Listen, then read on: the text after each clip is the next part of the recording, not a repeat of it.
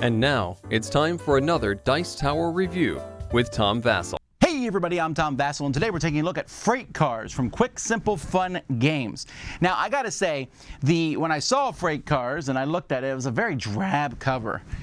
This is about some post-apocalyptic, you're shipping trains out. As a heads up, this theme is not in the game. It's a Tetris-style game where you're filling up freight cars with little shapes.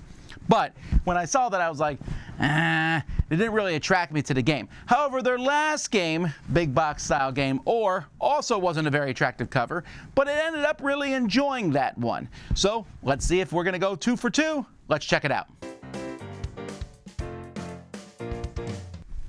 In this game, players are going to have 16 different pieces here, for lack of better terms. They're Tetris pieces. And you're also going to start with a couple of freight cards. Each of these freight trains has a number here that shows the number of squares. This is a 13 square one. This is an 11 square one. They also have a symbol of like what type of goods it is. So these are drugs here. You're going to have a bunch of these that are laid out based on the number of players, as well as some city demand cards. So you see New Orleans wants some radioactive stuff, and they want whatever the fly symbol stands for, each of these different symbols. So players are going to take turns, and on a player's turn, you have a couple options. One, you can draw a freight card into your hand. So you can take one of the face-up ones, or you can draw from the top of the deck. In the deck near the bottom, by the way, is a card that signals the end of the game. You can also play a freight card from your hand. Once you play a freight card, you need to load it. So when I play a freight card in front of me, let's say I play this freight card here, I'm going to take my pieces and I'm going to put them in, and here I'm playing a little bit of like Tetris-y type shapes. So maybe I'll do this one, and oh man, I didn't do a very good job of that one. Let's try this here, and then we'll put the T there. Boom. That is now loaded in front of me.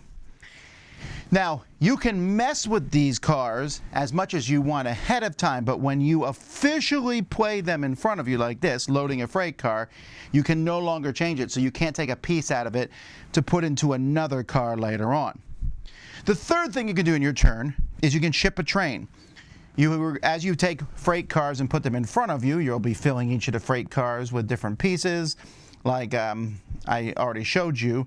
But at some point, you're going to say, okay, I'm going to ship all these cars, and you're going to get points equal to the number of cars in that train, according to this chart here. So you can see a size 5 train, which is the max you could do. You're going to run out of pieces otherwise. Will give you 15 points, while one car gives you 1 point. When you ship, you're also going to look at the symbols, and if your train has all the symbols, so if I have those 2 symbols, I'll also take that city demand card, which is some extra points, in this case 3 points, and the points in this game are credits or dollars. This will continue. Each player takes a turn and turn and turn until this end of game card is drawn. At that point, at the beginning of the game, players will have taken 2 of these corporation cards and kept one. You will score points. Like, for example, this says for each radioactive freight card delivered, I get a credit, 12 credits. This says for each of these and/or radioactive freight cars delivered, I get 12. Here, if I have the most freight cars delivered, I get 4 credits. And here, I have one that says for each set of all 5 of these, I will get 3 credits, 12 credits max.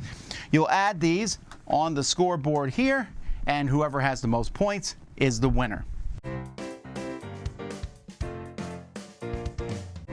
I gotta say here, folks, I'm not a big fan of the aesthetics of this game. I don't mind these, although, it looks like they're literally taking stuff from Tetris. This doesn't match the theme at all. It does mean that they show off really nicely on these incredibly drab cards. This is, in the future, I suppose, but wow, this theme is just, and this scoreboard, come on. You have these little train markers here that do not fit into squares very well at all. You can put 1 there, but if you have more than 1, just an odd choice. And then all the symbols and stuff. It's okay. It really rattles around in this box. Everything could have fit in a box half the size. Folks, this game is riddled with problems and is also broken, and I have some problems with that. Let's talk about the things I don't like until we get to the stuff that's just flat out very problematic. First of all, the game itself is okay. So what happens is, this is very much reminds me of Silver and Gold, another game where you draw cards and draw shapes. It's a flip and write card until you fill a card and you get a new one. This has that same kind of feel here, and if there's fun to be found in the game, it's there. You have these cards in front of you, and you're trying to put these shapes on these cards. But it's kind of a weird flow to the game. You can take a freight card, or you can play one. Well, you're not going to play one. The way the game works is you might as well draw, mess with these shapes, try to fill your cards, take another one. Since you get so many fewer points for doing one card, like you almost never ship one card. Because not only is it just 1 point, it doesn't give you any of those city cards out there. You might ship 2 cards to get you 3 points and then a 3-point city card for 6. That makes sense. But it makes more sense to ship 4 or 5 and get one of those city cards. But the flow of the game is really weird, and it's very possible, since you're not quite sure where the end of game card's going to show up, that you haven't played out all your cards at the end of the game, and you don't have enough time. There's like one last turn, and that's not enough. And then everyone gets to ship stuff at the end, but if you haven't played out those freight cards, too bad for you. So you're kind of trying to play them. It's just a very weird flow, and the game kind of ends, and most of the game is going to be complete silence as everyone's sitting there trying to mess with their things.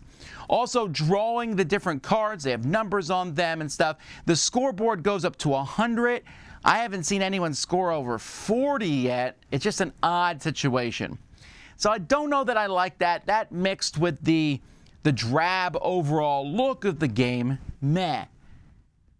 But this game is really problematic, and I deliberately showed you those corporation cards because I can only imagine they are misprinted. And that's because, all right, so in the first game of this I played, I got my 2 cards, and I got this one that said, for every, symbol of this and that delivered, I get 2 credits. Okay, fine. And the other one I had was, if I had the most freight cards delivered, I get 4. I was like, oh, I'll try to get the most. I didn't get the most, so I didn't get my 4 points. But I might have got it, 4 points. That's fine. This one here says, for each of the drug and or oil that you've delivered, you get 2. Do you know how easy it is to deliver one of those? It's a guaranteed 4 points because there's 6, 7 cards, depending on the number of players out there for you to draw from. You take it, you fill it, you send it. It's guaranteed points against points that are not guaranteed. But then this one here says, for each set of all 5, you get 3. I am gobsmacked at this. There are 3 cards here, and they do not make sense. This one says, for each nuclear symbol that you deliver, you get 1. This one says, for each nuclear or tech symbol that you deliver, you get 2. Wait, what? So this one, I would have to deliver 12 cars to get 12 points. This one I have to deliver 6, and they could be one of 2 different symbols. And I thought, maybe I'm reading it wrong. Maybe you need to deliver both. But it says and/or in bold. And then the other one, you need a set of 5 to get 3.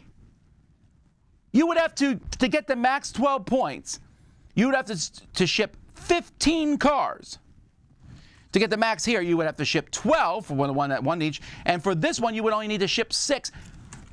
And because there's not a ton of points given out in this game, these easily determine the winner of the game. It's broken. I looked online. There's not enough information. No one really asked that question.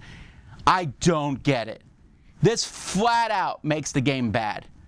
But then the game itself isn't really that. I mean, I think the concept of having a bunch of Tetris shapes and filling things up with them and putting them out, that's interesting. That's cool.